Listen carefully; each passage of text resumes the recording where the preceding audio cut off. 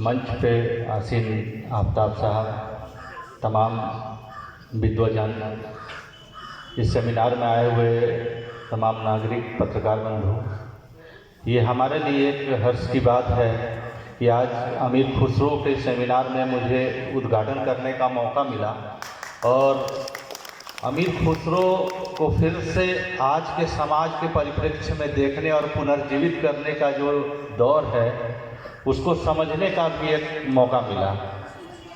मैं इस कमेटी के लोगों को धन्यवाद देता हूं कि चंद समय मुझे दिए बोलने के लिए। जैसा कि पूर्व में बोला गया, बताया गया कि अमीर खुसरो का जो कार्यकाल रहा वो सल्तनत पीरियड का था, सल्तनत काल था।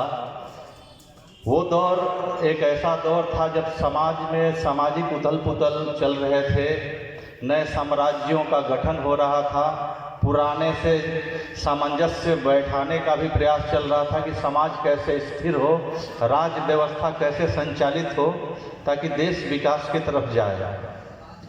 वो ही ऐसा दौर था जब 13वीं शताब्दी के मध्य से 14वीं शताब्दी के पूर्वार्ध तक अमीर खुसरो इस समाज को एक नई दिशा दिए।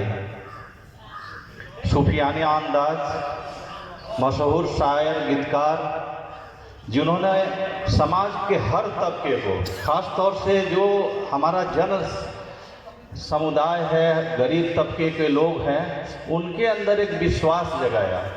क्योंकि उस समय विश्वास अस्थिर दौर में चल रहा था, समझ में नहीं आ रहा था कि कैसे जीवन यापन करना है, किस दिशा में जाना है, आस्था का बिंदु क्या होगा। तो अमीर खुसरो ने उस दौर में समाज को जो सूफियाना अंदाज दिया, सूफियाना अंदाज एक भक्ति मार्ग, जैसे हिंदी साहित्य में भक्ति मार्ग की विधा है, उसी तरह उसी के अंदर सूफियाना अंदाज भी है कि एक ईश्वर की तरफ प्यार के साथ हम लोग बढ़ेंगे, उसमें कोई भेदभाव नहीं है। इससे उस समय के समाज पे बहुत प्रभाव पड़ा। आज उसी चीज़ की ज़रूरत हमारे इस समाज को भी है। उसमें न ऊंच का भेद, न नीच का भेद, न जाति पात, कुछ नहीं, कोई अंतर नहीं। सब एक धरातल पे, एक मंच पे, एक भाव में रहते हैं। आज समाज में जो भी विसंगतियां देखी जा रही हैं, जो भी विक्षोभ हैं, बड़े छोटे, ऊंच नीच, जात पात, अगर हम गौर से अमीर खुसरो के साहित्य को पढ़ें तो उससे हमको बहुत हद तक एक सांत्वना भी मिलेगी, एक दिशा भी मिलेगी कि हमको चलना किस डायरेक्शन में है, और हम लोग से एक अच्छी सीख ले सकते हैं।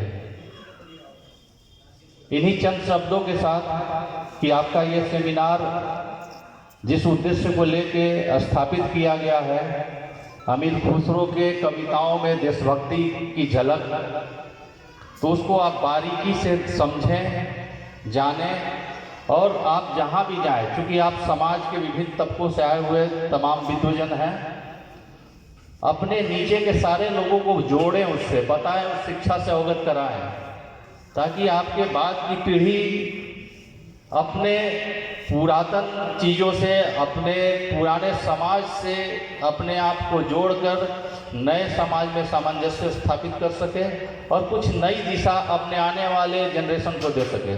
धन्यवाद।